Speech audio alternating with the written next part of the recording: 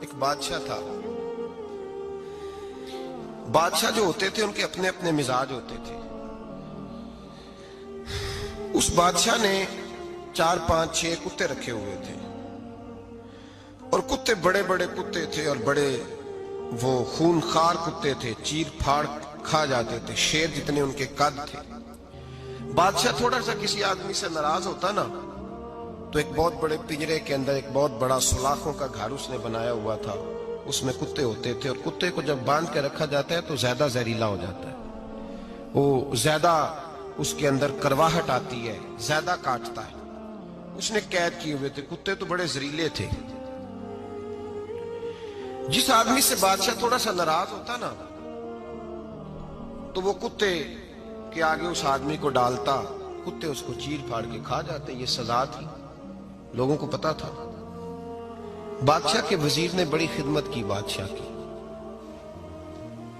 35 سال تک نوکری کی.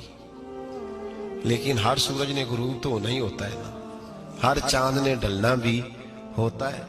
اب بوڑھا ہونے لگا, وہ جو مضبوط حافظہ تھا وہ کمزور ہونے لگا, ہلکی ہلکی غلطی. بادشاہ مزاج کا بادشاہ تھا, نہیں سمجھ میں آیا تو میں نے کہا کہ لوگ کہتے ہیں ہمیں کام پیارا ہے, چم نہیں. تو رشتہ وفا کا تھا ہی نہیں. وزیر سمجھنے لگا کہ اب نہ میں بھی غلطیاں کرنے لگا ہوں تو ایسا نہ ہو کسی دن میں بھی ان کتوں کا شکار ہو جاؤں. اس نے بادشاہ سے کہا کہ بادشاہ مجھے آہستہ آہستہ معذرت کرنے لگا, قدم ہٹانے لگا کہ مجھے چھٹی دے دی جائے, اب میں بوڑھا ہو گیا ہوں. لیکن اس نے کہا نہیں نہیں, جب تک میری طبیعت نہیں مانتی تم نہیں جا سکتے. مطلق العنان لوگ تھے. وزیر خاموش ہو گیا, پریشان رہنے لگا. غلطی ہو گئی ہے تو پھینک دے گا. ایک تجویز اس کے ذہن میں آئی. وہ جو پنجرے, کتوں کے پنجرے پر محافظ بیٹھا تھا نا, جو ان کو کھانا ڈالتا تھا, روٹی ڈالتا تھا, گوشت دیتا تھا, اس کو ایک دن کہنے لگا یار تیری ڈیوٹی ہے سارا دن کتوں کو کھانا دینے کی, گوشت دینے کی, تو 2 4 دن ڈیوٹی مجھے نہیں دیتا؟ تو لے لے, میں تو پہلے پریشان ہوں, سارا دن ان کی دیکھ بھال کرتا ہوں. اس نے کچھ تھوڑا سا گوشت لیا, پنجرے کے باہر کھڑے ہو کے کتوں کو ڈالا. اگلے دن تھوڑی روٹیاں لے آیا, کتوں کو ڈالی. 2 4 دن, ہفتہ, مہینہ, سال بھر, جتنا اس کو موقع ملا وہ دن بھر خدمت کرتا. بس وقت ایک دن آ گیا,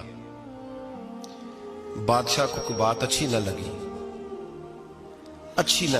اس نے کہا اس بڈھے کو اٹھاؤ اور ڈالو کتوں کے پنجرے میں.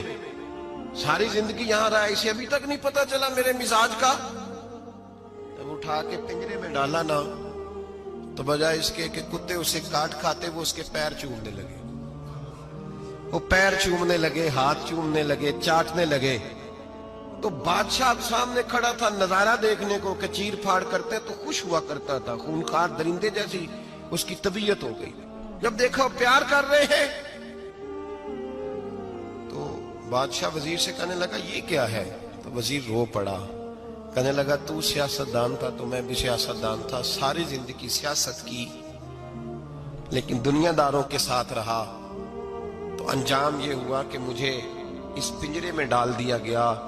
دیکھ تو بہت بڑا سیانہ تھا اور میں بھی سمجھدار تھا, وزیر رہا, لیکن ہمارا روح کا رشتہ نہ بن سکا. ارے ہم سے تو یہ کتے ہی اچھے نکلے. تیری 40 35 سال خدمت کی تو تو نے کتوں کے آگے ڈال دیا. انہیں تو چند مہینے روٹی ڈالی ہے, میرے وفادار ہو گئے. چند مہینے روٹی, جنہ تنا وچ عشق نہ رچیا کتے او نہ تھی چنگے.